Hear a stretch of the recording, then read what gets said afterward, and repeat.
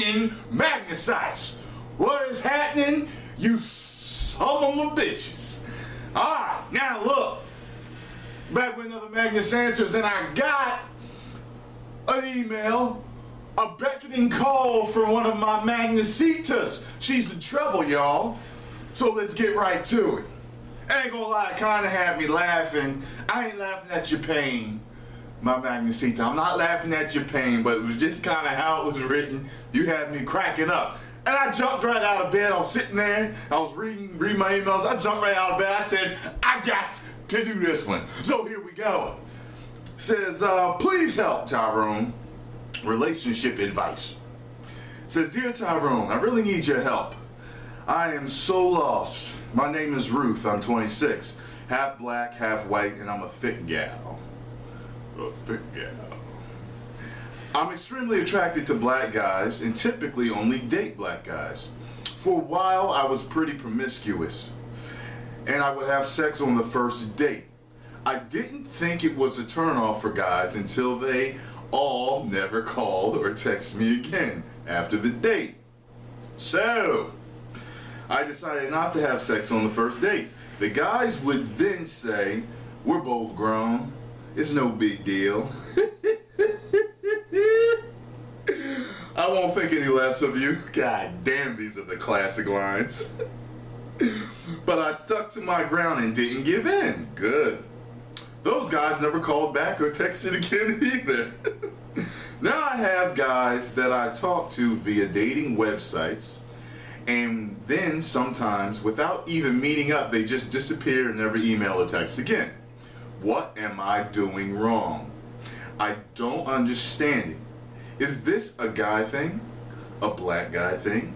Is it because I'm overweight? Please help. I'm so discouraged and I just want to find a nice guy to settle down with. Sarah's opinion on this will be greatly appreciated too. You'll near. All you need is Tyrone G.O.D. Magnus's opinion. Yeah. Shut up. Listen. Now, did you guys wait to have sex? Did you respect her? If you didn't, wait. Please help. Alright, now, got a few things that I need to answer here. Now, first of all, I will almost bet my life, okay, that the guys that you went out with and you had sex with were the respectable types, like myself. One or two things is going to happen with respectable types when you go out, okay? So you go out and, see, regardless of what people think, guys will turn down sex. But not all the time, okay? Depends on the situation. Alright, now you're out with these good guys. You got to the point to where you're going out on a date with them. So they thought enough to go out on a date with you. But the problem is, when you get out with them, see, if we can see that it's moving towards sex, if in our mind we're like, yo, this could be the wife, this could be a girl that I could settle down with, and then we find out that you're willing to fuck us on the first date, we're like, well shit, I already spent the fucking money. I might as well get it over with. She ain't wife material anyway, and I ain't gonna call her back. You got what I'm saying? That's what's gonna happen. Or they're just gonna turn it down, period, and not have sex with you. And most guys, if they didn't put themselves out financially to wine and dine you for the first date, that's what's gonna happen. And see, then the fucking reverse shit happened to you when you went out with the other guys. See, you went out with the assholes. You went out with the guys that just wanted you for sex. And that's why they were saying, shit, we both grown. Oh my God, that is one of the classics. I ain't gonna think less of you. Oh man, look, see, I'm treating you like my sister. And if you're my sister, I'll probably be like, you dummy, do not ever fucking fall for that. But you stuck to your guns, which is good. Most girls don't stick to their guns. See? So the fact that you stuck to your guns is the reason why I ain't called you back. They tried the classic lines. They tried the hook, line, and sinkers, and it didn't work. It's like, the fuck, I'm trying to fuck this bitch. I do not think it's that you're overweight. Now, it could be I don't think it is as much as the guys that you're choosing though. Because, see, now there are guys that will go out with bigger girls because they think you got low self-esteem and they can do anything they want to you. They can have sex with you, they can get money from you, you'll pay their bills, all that shit.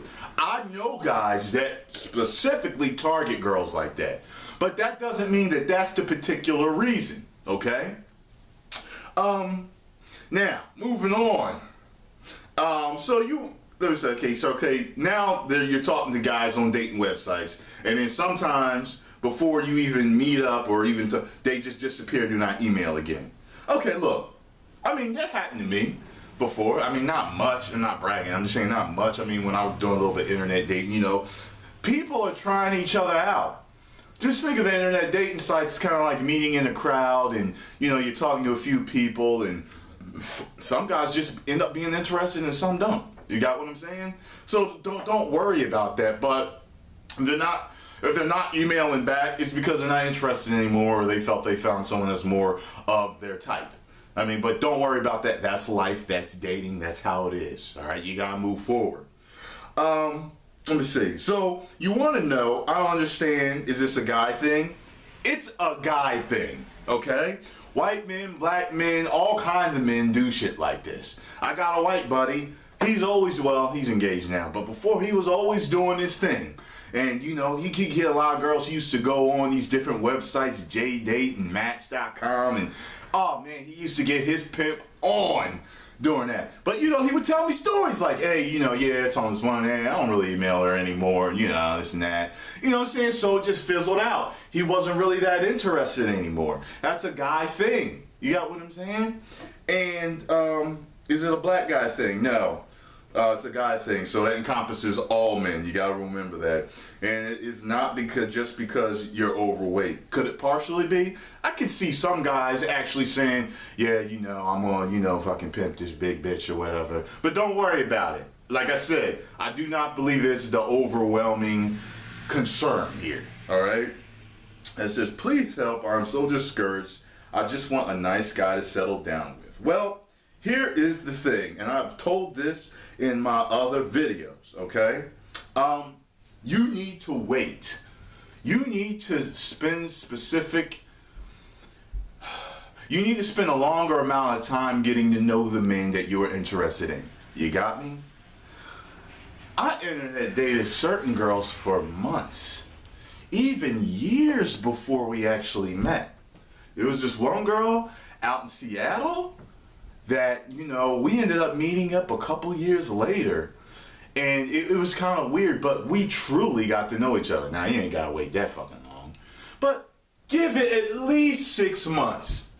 At least 6 months. And unless you're an experienced dater, you can't be having sex right away on dates, okay? There are only certain circumstances, which is more complicated than what I want to get into in this video, because you are lost. You're having some issues, okay? So you're not really that experienced with navigating yourself through men and relationships. You got what I'm saying? Because I can tell you there are certain instances where you could have sex, but it was because of the animal attraction that you both had, and it felt right, and it was right in an intellectual connection. There's these certain circumstances where you can do it, and you both would definitely call each other again, but it doesn't happen all the time. So, as far as me, but yeah, you need to give yourself more time. Please do that. Please do that. Anywhere from 3 months to 6 months. Get to know the guy. Go out. Have fun. Have these conversations, because it only increases the bond, and plus, you find out who the guy really is. The guys that really are interested in you, stick around. You got what I'm saying? See, remember, good guy. I stuck around with these girls that I was getting to know on the internet. Like, I really did. You know, even girls that I met in person, I stuck around. Like, I really wanted to get to know them. Sex wasn't the first thing on my mind. Even though we think about it, you know, we might have made out and this and that, but it was important not to have sex, because sex can cloud the mind, it can cloud the judgment, it can make you do things you don't want to do, it can change priorities. That's just how it is. So to me, from me to you, I believe that you You just need to take your time and get to know these guys. Be patient also, because the more you rush things, the more guys feel pressured and then they don't want to meet you, which is what could happen. This one girl, she was pressuring me. She wanted to like come see me like right away and live like 5-6 states away. I'm like, God damn, can I get to know you a little bit? This little girl I met online, I'm just like, you know, I thought she was a little bit psycho for wanting to come see me so quickly. One girl wanted to see me right away. We ended up meeting that same night. We didn't really get along that great. She wanted to see me right away. Right away. I'll never forget, we went to see that movie, what was it called? Something USA. You know, the South Park guys made it with all the puppets. We laughed our asses off, but we never saw each other after that. No, see? She never called me back again. But I wasn't in tune with things then, like I am now. Now I can literally meet a person, and in my gut, I know whether they like me or not, right away. It's interesting once you learn to use your intuition. But anyway, so, did you guys wait to have sex? And did you respect her if you didn't wait? I'll tell you this about me and her. When me and her met, seriously, I mean, we had animal attraction. But at the same time, we were not waiting. We were not exactly interested in having a relationship with each other. I wouldn't say that we were exactly interested in just fucking each other's brains out either. Like when we met at a club, dancing. You know what I mean? Like we was dancing. I told y'all she had them skin tight Brazilian jeans on with the black belly shirt with the glasses and the hair in the bun. I was like, woo, this nerd bitch is gonna get it. You know what I'm saying? So we dancing and everything. I licked the sweat off the back of her neck. You got what I'm saying? This is what I'm talking. This is how it was that night. But we didn't do nothing. And I didn't see her again until like 2 or 3 months later at a party. That's when I gave her my number. She was with a dude then, and I said, well, we can still be friends. And I meant it.